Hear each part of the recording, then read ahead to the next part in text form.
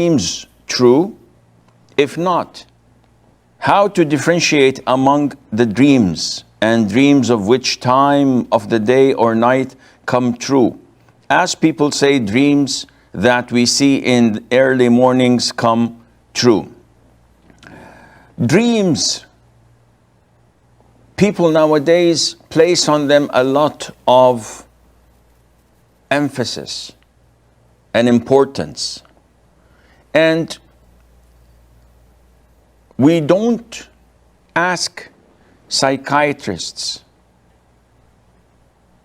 about the nature of dreams and whether they come true or not, because this is something that is not studied properly and the results are not certain. It's all theories.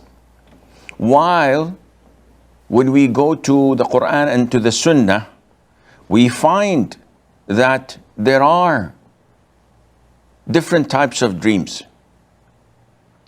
The most famous dream of all in the Quran, the dream that Ibrahim, peace be upon him, saw, and he told his son that he had seen in a vision, in a dream, that he is slaughtering him.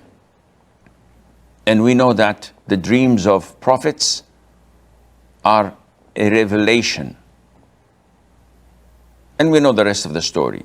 We also have the dream of the king of Egypt, who saw 7 skinny cows eating 7 fat cows. And you know the story where Yusuf, peace be upon him, interpreted it, and it was the reason that he was set free and later on became the Aziz of Egypt. In the Sunnah, the Prophet ﷺ used to, after Fajr prayer, ask people who had seen a dream, and he would interpret it for them. And sometimes the companions would engage in interpreting it. And this tells us that the middle path is not to say that everything we see is true, but also it's not to be ignored totally. So how do we classify dreams? First of all, without any doubt, any dream that you wake up feeling depressed, frightened, sad because of it, this is from Shaytan. And this is one of the points in the job description of Shaytan: to sadden and to depress a believer. Allah mentioned this in the Quran in so many places. If it is something that you wake up feeling good about it, this can be one of two. Either it is a good vision from Allah Azza wa Jal, and it's a glad tiding of something good going to happen. Or it is something that you wish and desire. So your subconscious makes you feel and see and touch what you desire. In the Sahih, the Prophet said, alayhi salatu wasalam, that dreams are of 3 types. One is a vision from Allah Azza wa Jal. And a good dream is 1 part of 46 parts of prophethood. And this is hadith authentic, which means that after the Prophet ﷺ, there is no prophethood. Only these glad tidings that are given to people that are considered to be 1 part of 46 parts of prophethood. What does that mean? Before the Prophet ﷺ became a prophet, for 6 months before revelation, he used to see dreams that come accurately and are fulfilled exactly as he had seen them. And this was for the duration of 6 months. And he lived after that, after becoming a prophet, for 23 years. So multiply 23 by 2, you get 46. And 6 months is the part that the Prophet ﷺ used to see of that. Now, this is the first part. The Prophet says, ﷺ, the second type of dreams are whispers of Shaytan. This is when you wake up and you saw snakes and scorpions and dogs running after you, eating you alive, being thrown into fire, having calamity. You wake up frightened, whether it's for you or for someone else. This is from Shaytan. What to do? The Prophet said, ﷺ, whenever you see something you dislike in a dream, just when you wake up, say, A'udhu billahi minash shaitanir rajim 3 times. And then spit dryly to your left, like this. Dry spit. And do not speak about it to any soul. Never go to a friend, a parent, a sibling, a spouse, telling them, Wallahi, I had a scary dream last night and it was about this and that. No, the Prophet says it's haram. It's not permissible for you to do. And he said that if you don't say anything about it and you do the procedures that I had just described, the Prophet said, ﷺ, it will not harm you. It will not harm you. So it's just a dream. Yes, Sheikh, but it's occupying my mind. Forget it. It's nothing. It's just from Shaytan. The third part of the dreams that the Prophet told us about, ﷺ, is what your subconscious dictates upon you. And this is what you meet and feel during the day. So, for example, a mechanic, when he goes to bed, he's thinking about the car engines and how to fix them, how to make them stronger. He may see himself in a race car or inventing a new engine or anything of that sort, which is his subconscious dictating it to him. A person, and this is a story they say about a sheikh and his student. The student came to the sheikh and said, oh, sheikh, I love the Prophet so much, but I haven't seen him in one dream of mine. So the sheikh told him, okay, you spend the night in my house today. So the student went to his sheikh, and the sheikh prepared dinner for him, and he put a lot of garlic, a lot of salt, a lot of things that make you thirsty.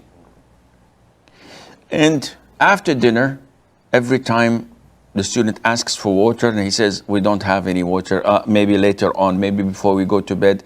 And he did not give him water, and they went to sleep. And then they woke up, they went to pray Fajr and came back.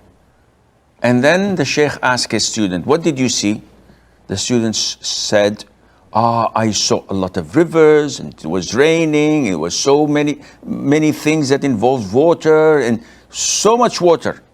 He said, subhanallah, your thirst was sincere, so your dreams came true.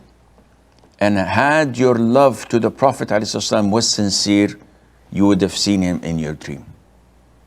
Anas bin Malik, may Allah be pleased with him, said, rarely a night passes without me seeing the Prophet ﷺ in a dream. And we know how much love Anas bin Malik had to the Prophet ﷺ. Therefore, these are the 3 types that the Prophet ﷺ told us about. Now, is there any time of the day or night that people, when they see a dream, it is usually a fact that it would come true? The answer is no. The answer is no. You could see a dream after Fajr. You can see a dream before Fajr, after Asr. This has no significance at all. It can be one of the three types that the Prophet had. It's like a month ago I saw a dream, which I told my mother, but she told me not to tell it to anybody. I didn't even tell it to my husband. It's like... Okay, excuse me, let me interrupt you, Amatullah. If you had seen a bad dream, which means that you woke up and you were depressed or you were angered or you were sad of this dream, do not tell it to anyone as your mother has said. If not, continue. Actually, I'm a bit confused about this dream. It's not good, it's not bad. Maybe it was something, I really don't understand it. Okay, can I then explain it to you? The Prophet said, alayhi salatu wasalam, whenever any one of you sees a bad dream, something that depresses him when he wakes up, he should do the following. 1, seek refuge in Allah Azza wa Jal from the cursed Satan 3 times. A'udhu billahi minash shaitanir rajeem, 3 times. And then dry spit to his left 3 times. And never tell anyone about it. The Prophet justifies, saying that because it is from Shaytan and it would not harm it. Now this hadith called other scholars to comment on it and say that if you tell others about your bad dreams, there is a possibility that it will turn into a reality as a punishment.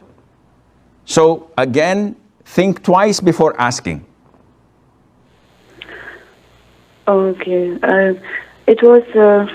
Okay, I think I will leave it. It was not that bad. Actually, not bad. He was advising me something which I don't remember. Okay, alhamdulillah. If you don't remember it, then definitely it's from Shaytan. Leave it. See, dreams can be one of 3, also told to us by the Prophet ﷺ. So this, once you understand it, it makes life easy.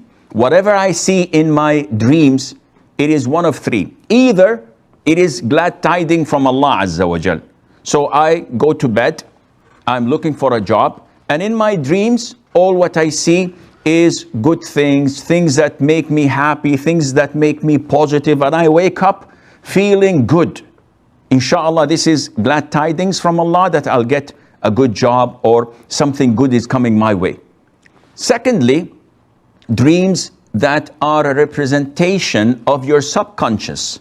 So if, for example, if I'm a tailor and I go to bed, usually I would have dreams about making a 3-piece suit to a customer, or a tuxedo, or a thobe, or a wedding dress.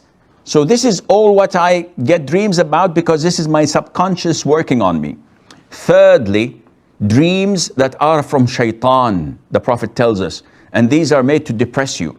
And Shaytan is a blatant liar. So he comes into my dreams and he tells me that you remember losing your job?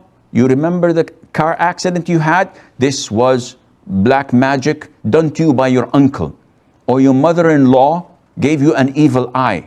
So I wake up depressed, sad, and I have this enmity towards my uncle or my mother-in-law because of the dream. The Prophet told us, this is from Shaytan. So move on and don't pay any attention to it. Salam wa rahmatullahi wa barakatuh. Sheikh, my question is, there's a Sheikh who claims that he can speak to Allah in his dreams, or Allah speaks to him in his dreams, or he has a connection with Allah. I believe he's telling blatant lies. But on the Islam Q website, it says that it is possible for some righteous people that Allah may speak to them in their dreams. So my question is that, is it possible for someone to get visions or some dreams from Allah that are actually from Allah, or Allah speaks to them in their dreams, or they can frequently see something that is of the future in the dream? Is it possible, or is it just randomly that happens sometimes? That was my question. Jazakallah khair. Wa jazak. This happened with a former president who said, God came to me and told me to invade this country. And they invaded the whole country and killed millions of Muslims. Was he telling the truth? You tell me. Of course not. Who came to him in his dream? Satan, without any doubt.